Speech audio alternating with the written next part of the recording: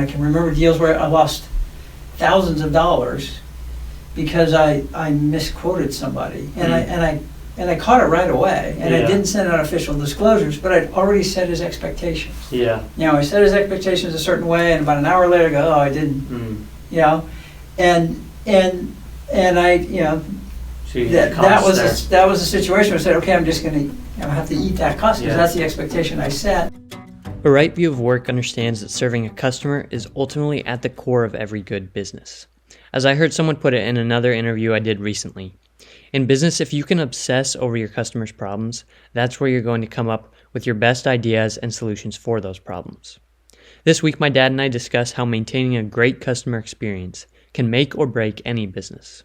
We get into what that has looked like for us at CSM specifically, and how anyone can take their emphasis on customer experience to the next level. Welcome to Work is Good, a podcast where we aim to help people enjoy and excel at their work. We do this by having conversations about the beliefs, qualities, and habits that make that possible. We also start every episode with a brief housing market update and a mortgage question of the week. My name is Landon Buteau with Cleveland Street Mortgage, and I host this show with my dad, Chris Buteau, the owner and president at CSM. Please enjoy this week's episode. All right, Dad. We are talking a little bit about customer experience this week and the importance of that and how to focus and develop that. But we are going to start with your weekly housing market update. Anything new in the housing market this week? Yeah, from the finance side, it's been a good couple of weeks actually. The Fed's been carefully watching the consumer price index numbers. Back in December is when we first got hints from the Fed that maybe they were willing to consider slowing down the rate of increase of the federal funds rate that drives a lot of other interest rates. It does heavily influence mortgage interest rates as well. And we saw that come true here with the most recent announcement. Instead of increasing the Fed funds rate by 75 basis points, they only did it by 50. And that had been hinted at before, and the market was already expecting that. But what happened this past week is we got a second month in a row where the CPI came in under prediction and lower than the previous month. And so that's really what we need to see ultimately for the Fed to back off entirely from raising the Fed funds rate, is to get inflation under control. Now, if the market was looking for the Fed to signal that they're done raising interest rates, they would be disappointed, because it was, the Fed released their economic projections. There were no reductions in the Fed funds rate in the 2023 predictions, and so I think the Fed's slowing down. But the Fed still wants to see a lot more proof that they've got inflation under control before they're going to actually stop raising the Fed funds rate. But overall, it was a good week for interest rates. Right now, 30-year fixed rate on a conforming loan amount with a 740 credit score, we're looking at about 5.875 with a 5.978 APR. And that's really substantially better than it was 2 or 3 months ago. Even just recently, kind of the number on everyone's mind was 7. And I don't know if we were generally up there, or if personally we got pretty close. But that was kind of the standard number that everyone was aware of, and so that's a long way from there. That's great. Okay, I'll give you a mortgage question for the week, which has to do with the difference between qualifying for a loan qualifying for a mortgage when you're self-employed versus not self-employed versus W-2, or what are a few main differences there? Is there anything obvious, or is it a pretty similar process? No, there's some very obvious significant differences. And it's just frankly harder to qualify as a self-employed individual. The bar is higher, and the amount of documentation is higher. Of course, when you're self-employed, when you're an employee, the simplest thing is when you have a salary job, you're a W-2 employee, you work for somebody else, and if you've had some history in that industry, or even if you just came out of college, you get a salary job, get one pay stub, and you're qualified, ready to go. Self-employment, they generally require 2 years history, and that's 2 years filed tax returns. And so even if you've been doing the business for 2 years, it takes you significantly longer than 2 years to have 2 years filed tax returns. And so now there are some exceptions to that, but it's just a lot riskier to take someone who's just recently gone into self-employment.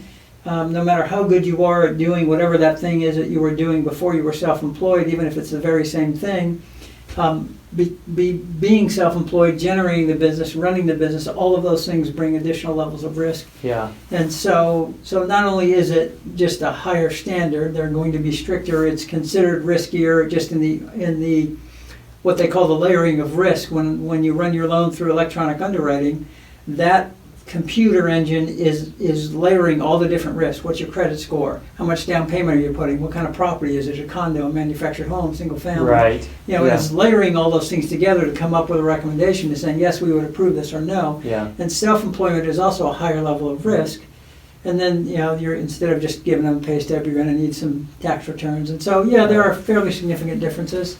So, specifically, if you had someone who let's say, owned a landscaping business, and they have 3 employees that work for them, and let's say, there's so many variables, so it's hard to isolate one thing, but the question I want to get at is, is the number that's used the number that the business is making, or that the individual takes home? Like, if the business makes $100,000 Right. 1 year and then $125,000 the next year, but let's say, just random, let's say 60 of that both years goes to employees, costs, none of that's take home, and then some of what is take home might even be reinvested. Which number is used there for qualifying? Right. No, great question. And so so as a business, you have a profit or loss, which of course will deduct out any salaries that you already paid. So of course, salaries that you paid to other people other than yourself are deducted from that net profit and loss. Now, if you paid salary to yourself, it gets deducted, but then it gets added back in. So like, for example, we run our business as an S corporation, and I take a salary, and that lowers the net profit of the business itself, but then that salary gets added back to my income from an underwriting standpoint. So that kind of nets out. You get the full benefit of the business income. Now, I'll qualify that there's a little bit of a caveat with that, and some of that depends on whether it's a Fannie underwrite or a Freddie underwrite, because Fannie and Freddie treat differently. Some of them will look more carefully at, to your point, what if you're reinvesting money? So what if you get a K-1 from your business that says, oh, in addition to that salary that you took out, your business made $150,000, but the distributions to you were only $60,000. So you left $90,000 in the business. Yeah.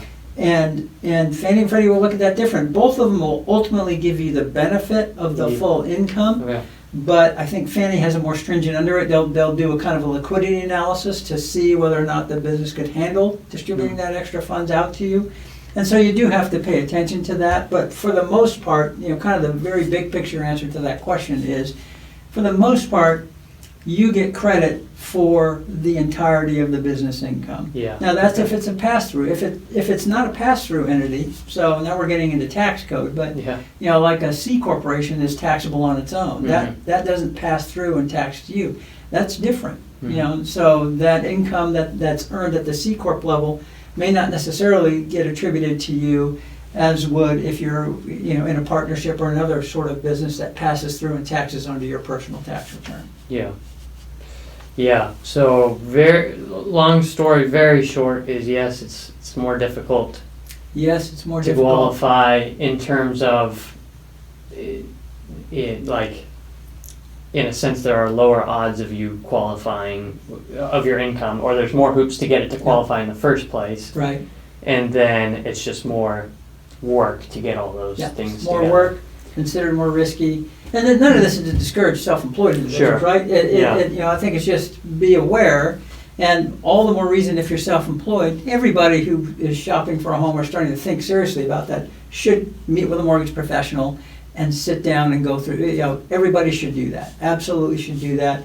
so that you get real numbers. You're not using assumptions. You know that you're qualified, but especially true of self-employed individuals, because it is it's just a lot more complex. Of course, I'm a CPA, I have a master's in tax, so I'm really good with working with individuals who are self-employed. Before you get in front of an actual underwriter, that I can accurately distill what they've got going and know how to present it to underwriters. But yeah, super important for self-employed to get pre-approved, sit down with a mortgage professional. Yeah, a lot there, and as always, there's more under the surface than it seems like, and that's why it's difficult to give someone straight, quick answers when they ask mortgage questions, but helpful nonetheless. So thanks, Dad. So let's shift over to our work topic of the week, which is the importance and the development of a good customer experience in what you're doing. I've been thinking about, my role is getting us known, getting Cleveland Street known, and I also like to think about developing the actual business itself, as opposed to just purely getting what we are known, also developing who we are and what we are. And in a sense, in thinking about what makes a mortgage, what makes it a good experience, what makes it the best, it's just been, there are differences. There are differences in the technology you can use, the communication you can use, the products you have access to. There are differences, but it just seems to be more and more clear to me that the main difference is the experience. And because, those are nuanced differences, but at the end of the day, they're mortgage is a commodity, and getting it from one place versus the next, the end product is, there are going to be minor differences and sometimes significant in terms of price, but there's let's say a 80% that fall somewhere in the middle, and the end product is very similar. Are you? Am I on track so far? Anything you would correct so far? Well, I actually would push back against the commodity label for a mortgage, because it is so vastly different than, if you want a jar of peanut butter, that's a commodity. Yeah. Right? You have a jar of peanut butter, it's pretty much a commodity, and you can just go buy it off the shelf, and somebody's got it cheaper, that's great. A mortgage is so much more complicated. Yeah. And the customer service element, to your point that we're going to talk to here, just the professional knowledge that you need, in order to take someone's situation, then optimize the outcome. Yeah. You can't commoditize that. I know it's consumed as a commodity often, and I think that's legitimate. People look at, what's the rate, what's the cost? Yeah. And it's consumed in that way, and so maybe that's a distinction without a difference. But I do think that it's way too complex. And I don't mean to say, hey, we're so smart because we know mortgages, and we're like, rocket scientists. It's not that, but it's so encrusted with regulatory layers, and there's so many different ways that you see numbers and so many different programs, that it really isn't something that can be that easily commoditized. However. Yeah, no, and I mean, 100% agree. I not to underplay the differences. My point there, and in underplaying the differences between the actual product and the actual process, was to emphasize the experience itself. Yeah. And those overlap overlap a little bit, but totally there are important distinctions in the product itself and in getting the best product for your situation. However, a huge part of what makes a good experience nonetheless, and distinguishes your experience and your product, is the way that you are served as a customer. Yeah. And that's just become more and more clear to me, is that whether people have a good experience or not, something I've been doing recently is just reading through reviews on like Rocket Mortgage, and it's really interesting seeing what makes people happy and what makes people not happy. Yeah. and so much of it comes down to the experience. So my question to get the ball rolling is, what have you seen as the role that you've wanted that to play at Cleveland Street over the years? How have you approached customer experience? How do you view yourself in relation to your customers? What's your role for them? Can you get the ball rolling with that for us? Yeah, no, absolutely. From the very, very beginning, our sort of motto internally has been, an excellent name in the real estate marketplace. That's always been number one with us, and I don't say that, with any sort of, undue bragging or pride. It's just been what's driven us. Scripture says, a good name is more to be desired than riches, and that's always been the most important thing to us, is having a good name. So customer service is how you have a good name, right? I mean, that's, at the end of the day, customer service sort of encapsulates everything that the customers experience in dealing with you and how they walk away feeling about that, that experience with you. And that's always been something that we wanted to score high, to score high in, and it's played out over the years. I mean, there's, I've had, I mean, I can remember deals where I lost thousands of dollars because I misquoted somebody, and I caught it right away, and I didn't send out official disclosures, but I'd already set his expectations. Yeah. I set his expectations a certain way, and about an hour later, I go, oh, I didn't. And I, so that was a situation where I said, okay, I'm just going to have to eat that cost, because that's the expectation I set, and any other outcome for him, he may understand it, he may forgive me for it, but it's still a negative. Negative you had one part set of of the experience expectations set by you, and so from the very beginning, that's always been the most important goal for us, is to have a good name. Yeah, that's interesting, because I think reading the reviews, like I mentioned, the Rocket Mortgage reviews, is even, as much as I'd love for people to not love their Rocket Mortgage experience and look for something smaller, or reading those as someone who's seen a tiny bit of what goes on the other side of things,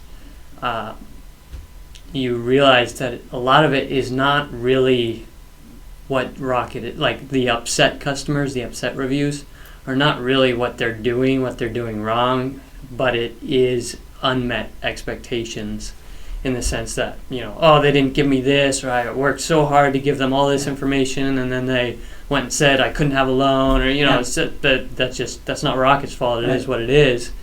But you want to make sure you're careful about how you communicate a customer's if they come in with certain expectations that you had nothing to do with, that's one thing. Right. But if they've come to you and you've done anything to give them expectations that you can't follow through on, then that's a huge part of the experience. Whether or not, you hedged that and said, now I may not be able to get you this, or but it is part of how they feel and the overall experience in the process. And I think that that following through on expectations has obviously made a big difference for you.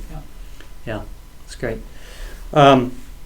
So how have you, what's the process been? Has there been any growth over the years in refining that, or realizing areas you needed to grow in?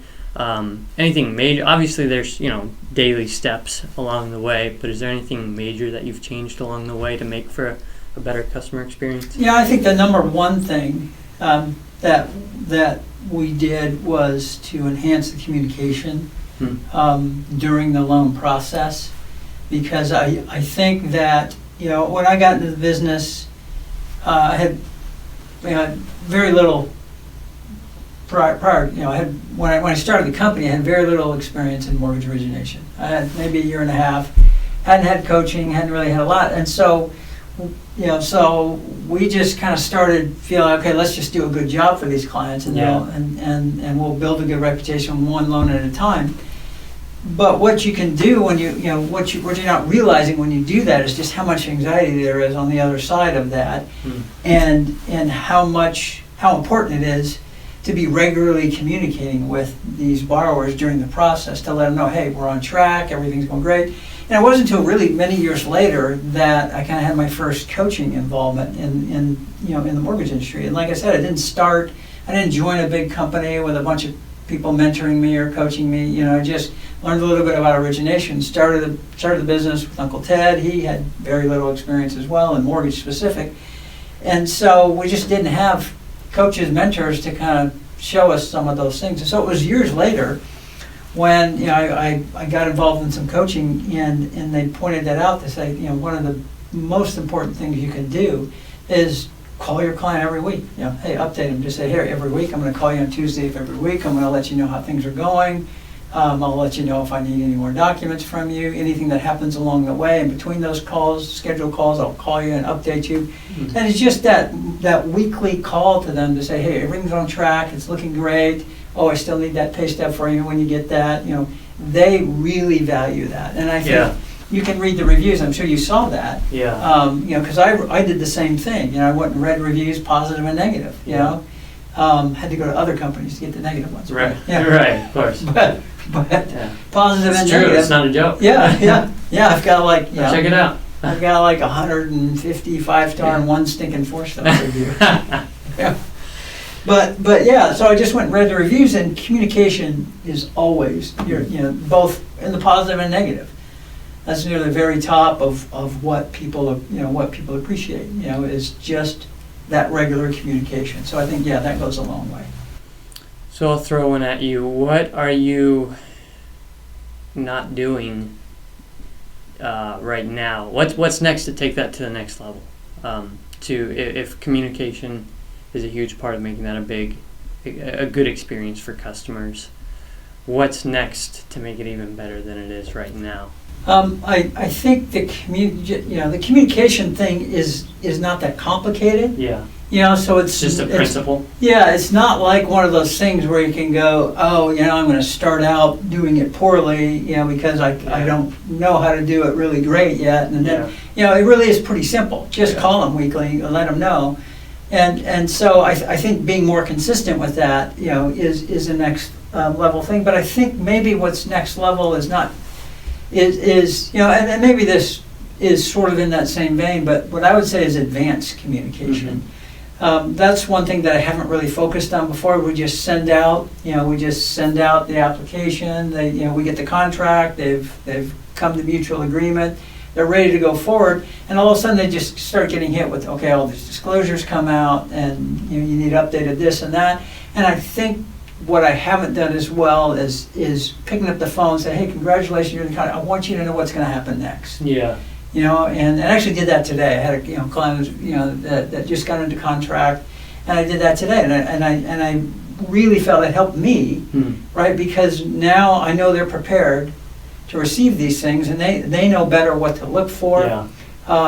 And maybe even on a deeper level than that is to actually develop some videos that say, hey, here's the documents that you're going to get, and here's where people typically get hung up. I know, I've been sending these out for a long time. Hundreds of them have gone up, and a non-insignificant percentage of people run into trouble on this document all the time. Right. And so I probably next level would be to start to do a better job of saying, and look, by the way, when you get to this document, here's the problem that people have been running into. Yeah. Here's how you fix that.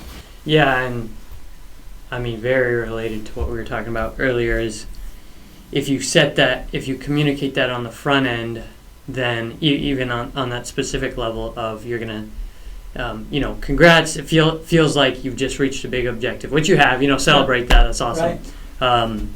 But there's more work ahead, right. And if you don't acknowledge that, then when the work comes of punting down documents and being prepared with this and that, then it can feel like, or especially when the fact that they weren't ready ahead of time creates a problem, then it can feel like, oh, that was a bad experience, and it could have been better, even if it was the same amount of work, and you just communicate it, set those expectations ahead of time.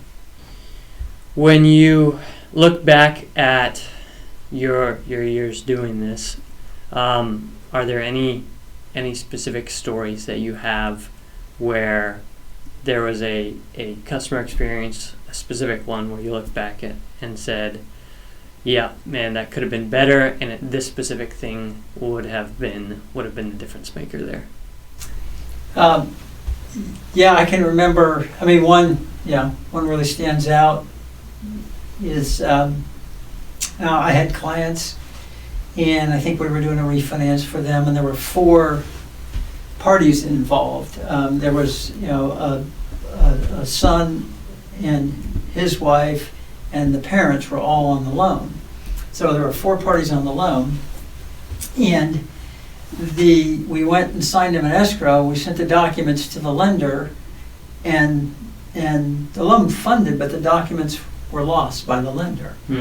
And so the lender came back to me and said, "Hey, can we? Unfortunately, we don't have those documents. We don't know what happened to them. We need to have everything re-signed." And so so I said, "Fine, I'll go." So I got all the parties back together again, and we did it, and they lost them again.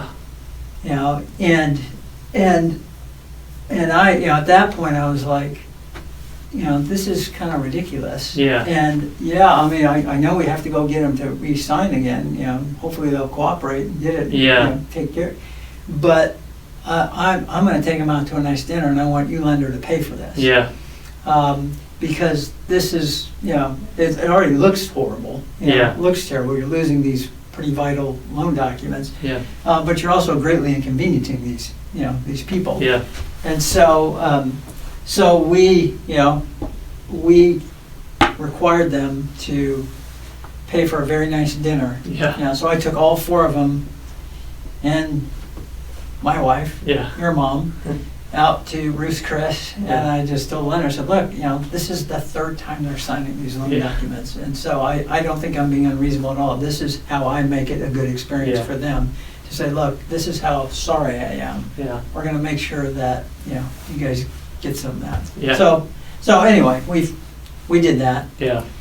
That's one that kind of sticks out. I've driven long ways. I've driven an hour and a half out, to one of the islands out here and signed customers.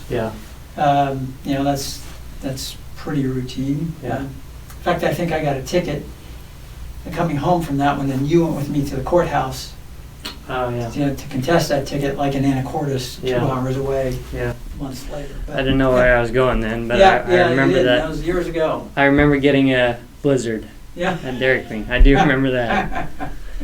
All right. Well, one takeaway after this conversation, practical next step for you. What are you going to walk away and do? I'm going to work on the making the initial customer experience better. So that's I want to do a better job of cataloging where people are running into trouble. In the initial disclosures and e-signing where the technical glitches happen, and just anticipate those.